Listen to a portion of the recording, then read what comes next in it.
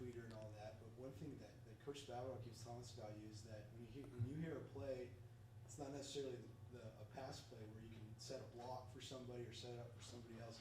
You want to be that guy that sets the block, which is totally the opposite of what you hear from receivers. You know? What goes into that? What's your mentality when you're out there? I think my mentality comes down to me being an ultimate team player. You know, ever since I came here, it's been, you know, bestowed upon me to be an ultimate team player, or else you're not going to get the ball yourself. So whenever I think that I have an event, like I have an opportunity to influence my team to win a game or go out there and make a block, then I'm going to go do it to the best of my ability. And I feel like as hard as I train, as much as I train with blocking, I feel like I'm one of the guys in the group that can get the job done. So whenever I get an opportunity to go out there and do a run block, I get excited. I get an opportunity to go hit somebody. I like to hit people. So a lot of receivers like to catch. I like to hit people. So that's how it goes for me. Any thoughts of defense? No. You got to be smart and hit people on defense too. I just like to hit people. All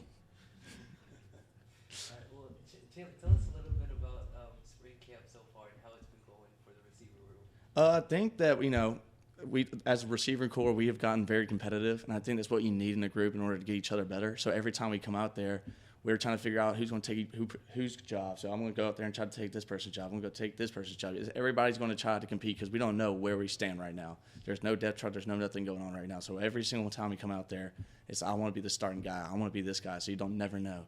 So we always go out there and try to be the best that we can be every single day. You know, new receiver coach and Coach Buckner comes in after Peeler left. How much different has it been early on? Is there much of a difference? Or yeah, I mean, Peeler was.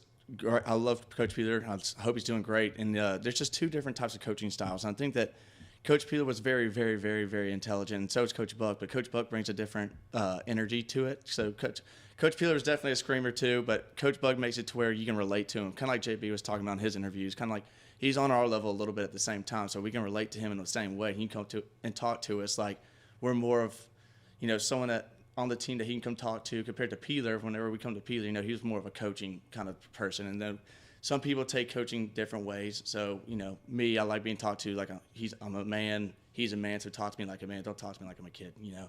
And so I think that Coach Buck brings that kind of vibe into the room. You can come talk to me about anything. It doesn't even have to be football. And so when you bring that vibe, people want to play more for that. What's it been like with no offensive coordinator, no set OC? I mean, it seems like it's the same as it was before. Or do you feel that way too? Yeah, I feel like there's not too much of a difference for me. I mean, I feel like everybody communicates on the same page. You know, all the tight ends come with the receivers go with the line. Everybody's communicating all at one end compared to just one group doing receivers and then the tight ends doing the tight ends. You know, everybody's communicating on one level. So honestly, in my opinion, that actually makes it a little bit better that we're all kind of on the same page with each other. Like I know what the linemen, whenever they call out plays, I know what they're saying. So it makes it good to have like a good one level for all the offense, I think.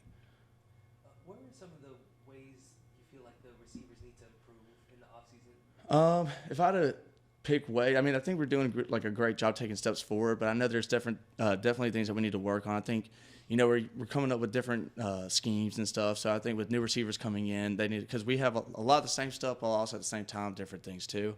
So we're also trying to, I think one thing we need to work on is getting on the same page with everybody, like the outsides working with the insides, because we do meet separately, but at the same time we meet together every once in a while. But I think when we're on the field, you know, sometimes when people don't know the new schemes or whatever, then it gets a little bundled up. It feels like a little bit overcrowded. So we try to I think in the future, if we work on that, we'll be pretty good. You know, with such a deep receiver group, and now you're one of the elder statesmen in this group, kind of like with JB we were asking, do you feel like that responsibility of taking guys under your wing, do you like that? Oh, absolutely. I love it. I mean, Kane was over there trying to take some of my dance moves after he caught a ball today. So, you know, I enjoy being like the older guy of the group because, you know, I was a little baby fish at one time too. And I know, like, I wish when I was like, you know, Kanan's age when he was a freshman, or when I was all the younger kids' age that are, you know, sophomores, freshmen in the group, I wish I would have had like a senior, you know, that was not just going to, I'm a senior, we're going to hang out with seniors. I wanted like a big connection with the whole group. And now I feel like being the older guy, you know, we try to get stuff together outside of football and hang out together. And I feel like when you have that, you want to play for each other and play harder for each other. So. You mentioned Kanan Webb, Mm-hmm. Marcus High School. Tell us about him. What's it like? What's he like out there? He's a little energy ball. He's like, I like to compare him to David Nunes too, but both those guys are younger, but they're just so much energy. Because, I mean, I was the same way when I was a freshman, but the 6 years starting to hit me a little bit harder now. I mean, I still have energy, but not like I used to. But, yeah, Cannon's like a little energy ball, and he works super hard. You know, looking down as being an older person, watching him work as hard as he works, it makes everybody else, even the older people, work harder. So I think when he brings that to the table, he's going to work hard. Everybody else is going to want to do the same thing. You know, some new faces in the quarterback room, obviously a competition going on there. What's that been like catching balls from multiple guys? Like Spavital's been saying, this guy gets this guy gets it that day. Mm-hmm. What's that been like? I mean, I think it's always good to catch from all different types of quarterbacks because you never know what can happen in the football season. You don't know if one person can go down or if one person's doing better than the other person plays. I think it's good to catch balls from everybody. And so, I mean, to me, there's different throwing styles, there's different approaches to how they want to call plays and stuff like that. But, I mean, at the same time, you got to be used to all of them. So catching from all of them is not a big deal to me. I think everybody in the receiving corps will probably say the same thing.